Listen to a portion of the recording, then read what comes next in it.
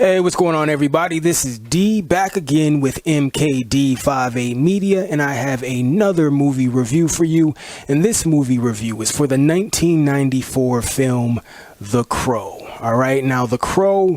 I want to make sure I get these credits in. Now, obviously, it stars the late great Brandon Lee, or I guess you could say soon to be great, because his untimely passing came so early in what was, seemed like it was going to be a very promising career.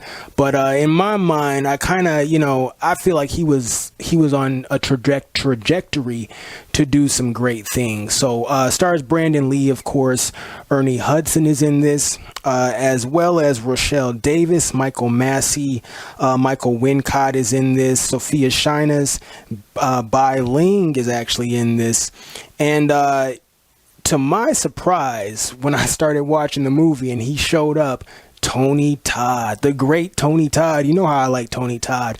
Tony Todd is in this as well. So this is actually a pretty stacked cast, especially, looking back in hindsight. These are some very recognizable faces if you're a fan of movies. So what this movie is about. Brandon Lee plays Eric Draven, who on Devil's Night in Detroit, which is Devil's Night is the night before Halloween. On Devil's Night, he and his fiance are brutally assaulted and murdered, and this happens to be a day before they were planning on, getting married. So that just adds on to the kind of horrific nature of this tragedy in this situation. So they're murdered, and a year later, Eric Draven, under kind of supernatural influence, I guess you could say, he returns from the dead to get revenge on all of those involved in the murder of him and his fiance. Ernie Hudson plays a cop. What is the cop's name? Let me get this in there. Sergeant Albrecht, I guess is how you pronounce it. But Ernie Hudson plays the cop who, a year ago when the tragedy happened, he was on the crime scene, and so he's well aware of the circumstances involving this horrible crime. And then Rochelle Davis played Sarah, who was a young girl who was kind of befriended by Eric Draven and his fiancee Shelley, and they took her under their wing. She does have a mother in this movie, but the mother, through the majority of this film, has a drug issue and isn't really behaving like a mother. So Eric Draven and Shelley were kind of almost de facto parents for Sarah up until their horrible murders. So those are some of the supporting characters in this situation. So Eric Draven returns from the dead, and basically the whole movie is about him getting revenge one by one on all of the people involved in the murders of him and his fiance.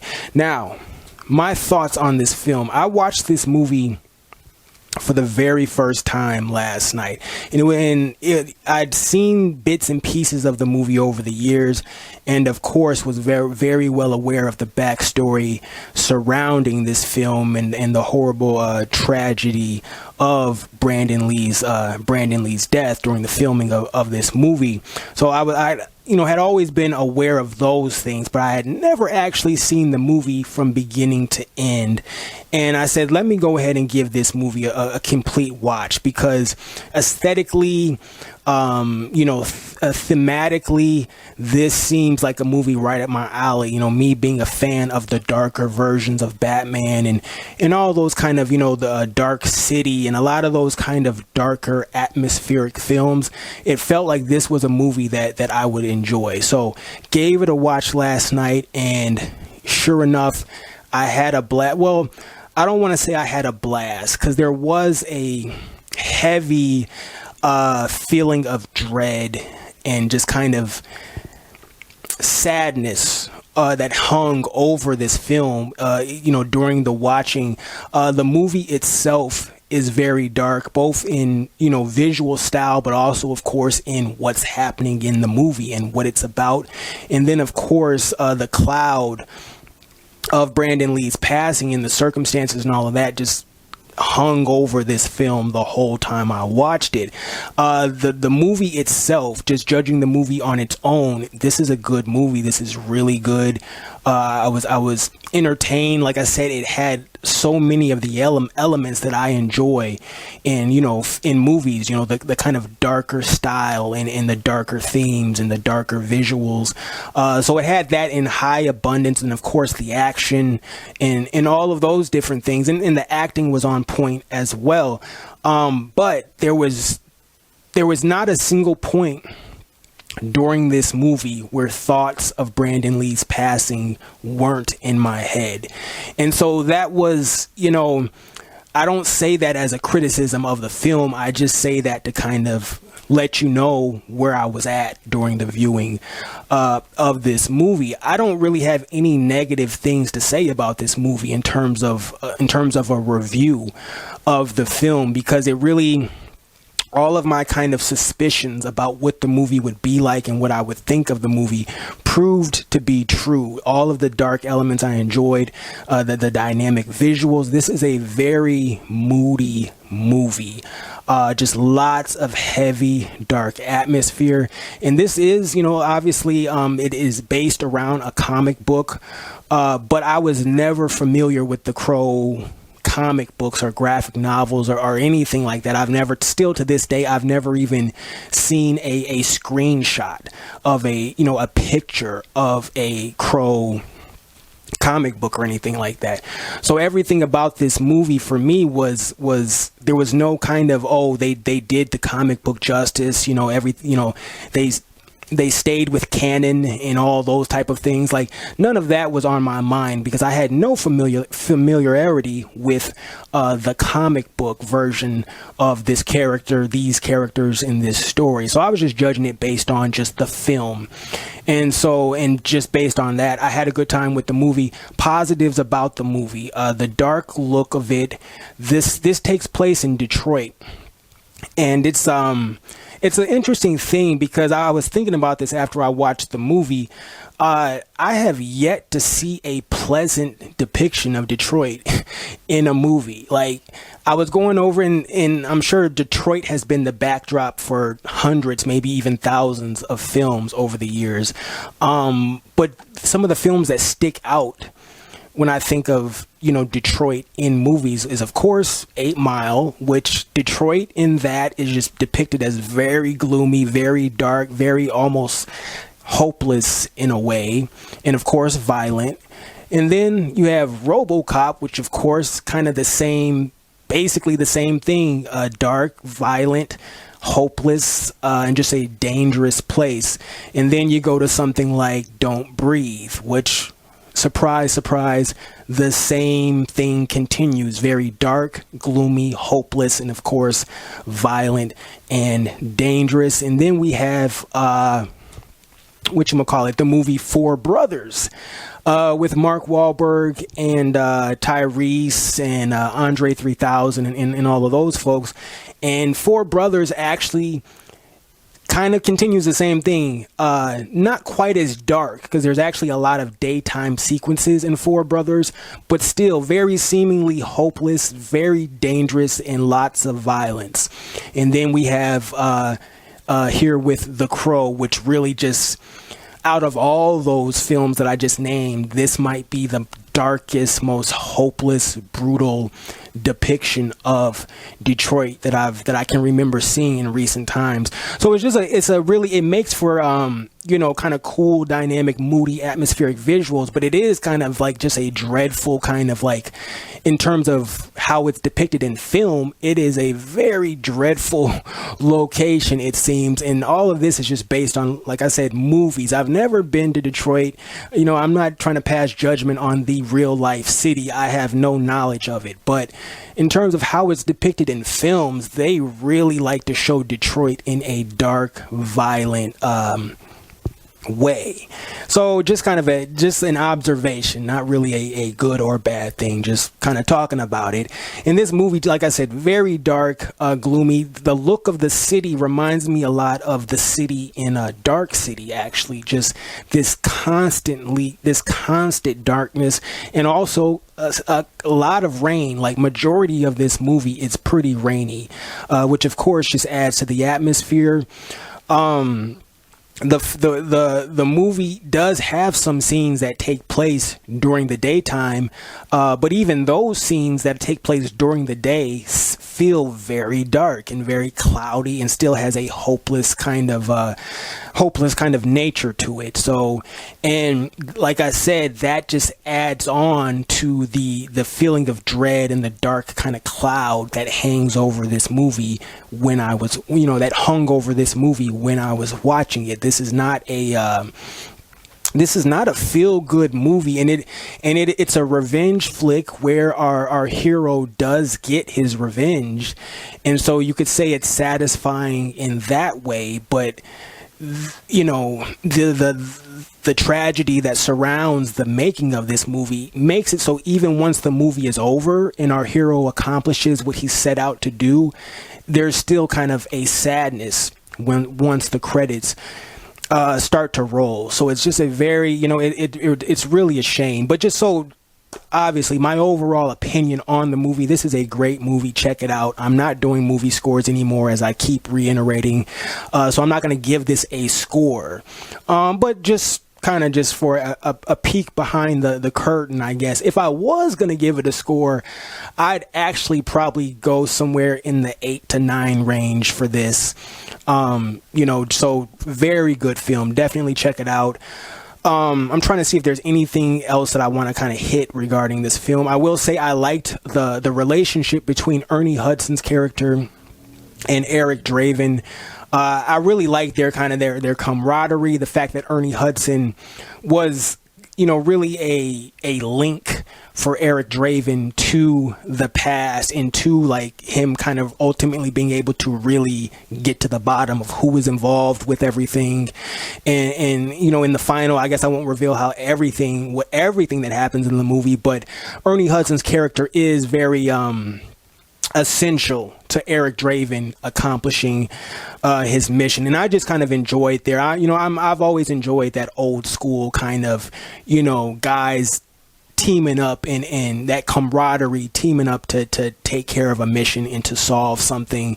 There is a little bit of Batman and Commissioner Gordon kind of energy between the two. Obviously, Batman and Commissioner Gordon, there's some differences between those two and Sergeant Albrecht and Eric Draven. There's some differences, but just on a surface level, there is some similarities between Commissioner Gordon and Batman and Eric Draven and Ernie Hudson's character, Sergeant Albrecht. Now, some more kind of, I guess, general observations about this film. Returning to Tony Todd, I was very surprised when he popped up in this movie. I've never heard Tony Todd's name associated with this film. I've never seen a screenshot or a movie clip or anything like that from him in this movie, and he's in this movie consistently, really throughout the whole movie. He actually has a relatively large role when you talk about screen time. He's basically the kind of the head gangster in this movie. His name is Top Dollar, and he's played by Michael Wincott. And he's basically, Todd plays Grange, who is basically Top Dollar's kind of right-hand man, like his head kind of, I guess, lieutenant in a way. And so he has a big role in this film, and he's in it throughout, pretty much almost to the very end. The location where the climax takes place at, Grange, Tony Todd is right there in the mix of things. So it was nice to see him in this, and to see him. I always associate Tony Todd with Candyman, of course. So it's always kind of fun to see him playing quote unquote regular-ish characters in movies. You know what I mean? So I appreciated seeing Tony Todd in this, and everybody else as well. They all do good jobs in terms of performances in this movie. Michael Wincott was just very, very hateable as a villain. So I guess he does a good job in that case, because I really wanted him to get his ass kicked or whatever. And he does get his comeuppance in a very, pretty gruesome kind of way, I guess. And that also brings me to another point. This is a comic book movie, but this is a violent R-rated film. There's some gore. There's some moments of pretty like unexpected gore, but I definitely didn't have an issue with it. But there's like Bai Ling's character, Micah. That was her. Let me make sure. Yeah, Micah, played by Bai Ling. How she gets got. I guess I won't reveal how she gets got for those that maybe haven't seen this movie, but how she meets her demise is actually pretty like kind of like, ooh, that's a tough way to go out. But actually considering what her kind of fetish is, I guess, or what her thing is, she has a thing about eyes in this movie where she likes to gouge out and save and I guess kind of make use of eyeballs. So how she ends up meeting her demise is actually very, very fitting, and she definitely deserved it. But it is pretty gruesome or whatever how she gets it. But it is, like I said, this is a violent R-rated comic book movie, as it should be, in my opinion, and I enjoyed that aspect of the film as well.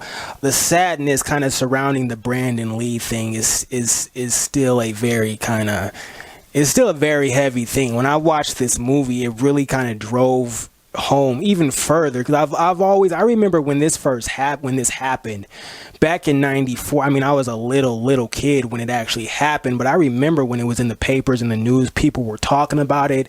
I grew up in a household that was a big fans of Bruce Lee, and so I was always aware of Bruce Lee, seeing things relating to Bruce Lee. I was a fan of martial arts films in general, so I was obviously very well aware of Brandon Lee.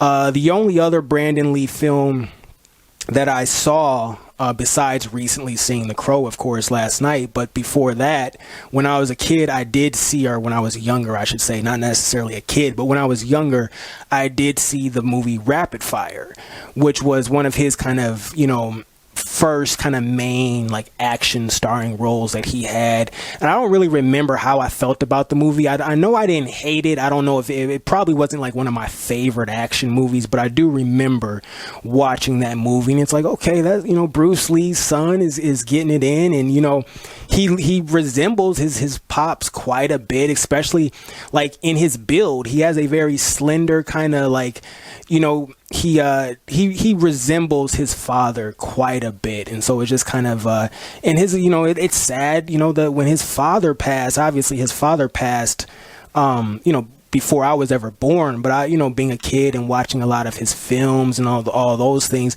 it's interesting how even as a kid, you can be sad about somebody, a legend or an icon that passed years and years before you were ever born. There's still this kind of sadness about the fact that the person, passed, even though it wasn't recent, so, Bruce Lee's death is still sad to me, still tragic and everything. So, it's just this movie, it's a very good movie. The Crow, very good movie, but just a cloud of darkness hangs over this thing, man. Like, at least for me, very, very dark movie, but a well-made, great film, great performance from Brandon Lee. I also will point this out, and this isn't anything new. I've seen a lot of people actually talking about this.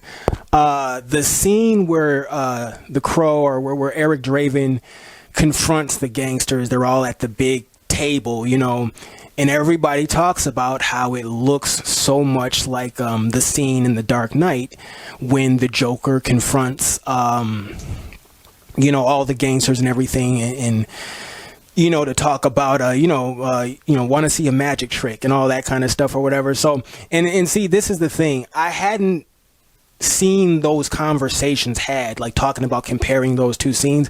I didn't see those conversations until I had watched The Crow last night, and then got on the internet, started doing the Googles and the YouTubes, and seeing that people saw the same thing that I saw. Because when I was watching The Crow last night, and that scene pops up where Eric Draven, confronts all the gangsters, Top Dollar, and all his minions at that big, long, table. The very first, and I said it, I'm sitting there watching it with my girl or whatever, and I said it out loud. I said, Dark Knight. This looks exactly like that scene in Dark Knight. And of course, it, plays out everything. The details are different and it plays out differently, but just the overall kind of vibe and look and aesthetic of the scene was just very similar to that scene in The Dark Knight. It was almost like creepy, especially when you think about the tragedy surrounding Heath Ledger, and everything like that. So just very ominous, kind of creepy, but cool at the same time too. Kind of on the kind of did you know type tip. So it was kind of cool in that sense, but also very like just kind of just ominous in a way. But yeah, so I wonder, was that an intentional thing? I haven't done any like research in terms of seeing Christopher Nolan talking about the construction of that scene and whether that's, The Crow was an inspiration for that and all that type of stuff. Like, so I don't really know if that's just a coincidence, even though I feel like it probably isn't. But then I thought about something else. So, in The Crow, there's this moment where Eric Draven, like, he basically has gasoline. He lights this flame and it creates a outline of the silhouette of a crow, like in flames, right? And I'm going to put it in the video and everything so you'll be able to see what I'm talking about if you haven't seen the movie. And then I was like, wait a minute, because in The Dark Knight Rises, they have Batman do a similar thing with, flames and the shape of the bat symbol on like a building or something, and lights the gasoline or whatever, and then the flames travel up and illuminate the outlining of the bat symbol, right? So now I'm like, okay, no, it's not a coincidence. Christopher Nolan obviously had to have been inspired somewhat by The Crow, because that's two times, first in The Dark Knight and in The Dark Knight Rises, where it's like there's a clear, obvious connection to The Crow. Now, I'm to be completely honest, I'm not sure if maybe that the whole sequence where the bat symbol is lit up in flames or whatever, maybe that happened in the comic book back in the 80s or something as well, and that's what Christopher Nolan was pulling from. I don't know, but I really pretty much feel like he got that from The Crow. But that's neither here nor there. This review is not about Batman. But anyway, so great flick. That's where I'll leave the review. I don't want to get too deep into anything else, because it is a dark. There's a dark cloud over this movie for me when I watched it. Just there's no way for me to separate the movie itself from the tragedy that took place surrounding the film, and it's really a shame, because you can really see Brandon Lee was gonna do some good stuff, because he had the charisma, he had the screen presence. He looked like you've heard the term like a blue chip. He looked like a blue chip, like a performer, like a chip off the old block. He looked like he was going to go ahead and just do what he was destined to do. He had the physicality to do it. He was, the acting ability, obviously a good looking guy and all that type of stuff. And he was picking, he picked this was a good role, to pick. And so the idea that he picked this role, and then I read that he actually turned down playing his father in Dragon the Bruce Lee Story, which I actually really like that movie, Dragon the Bruce Lee Story. But the fact, so he turned that down, because I don't know why he turned it down specifically, because I didn't read what his reasonings were, but I actually like that he turned that down, because I think he kind of knew what he was trying to do and where he was trying to head, artistically and things like that. So it's just really, it's a shame. It's a shame that we didn't get to see him flourish even more so than he already had. He was really about to be a big time star. So I'll leave the review there. If you have not seen The Crow, I encourage you to check it out, especially if you're a fan of the dark kind of gothic aesthetic. Yeah, you'll be able to enjoy this if you're a fan of that kind of stuff. A few movies that I would compare it to aesthetically, meaning just how it looks. From Hell is one of those films. Batman in a way, but this movie is darker aesthetically than any Batman film I've seen. Now, this new Batman film that's about to come out seems like it's going to be kind of dark as well. But this Crow film it's a very dark film, but it does have some kind of Batman similarities. I could definitely see how, if you're a fan of Batman the character, you should be able to enjoy this movie. Lots of other. Dark City, yes, that's a big one actually. Dark City, I know I mentioned it earlier, but aesthetically, Dark City reminds me, or this movie reminds me a lot of Dark City, just in terms of the eternal darkness of the environment that this story takes place in. So any of that type of stuff, but just in general, if you like that dark, atmospheric, moody vibe in your movies, you will be able to get some good stuff out of this movie. But it is, like I said, there's a dark cloud over this movie for me. That's it, you guys. Until next time, I will catch you on the next go round.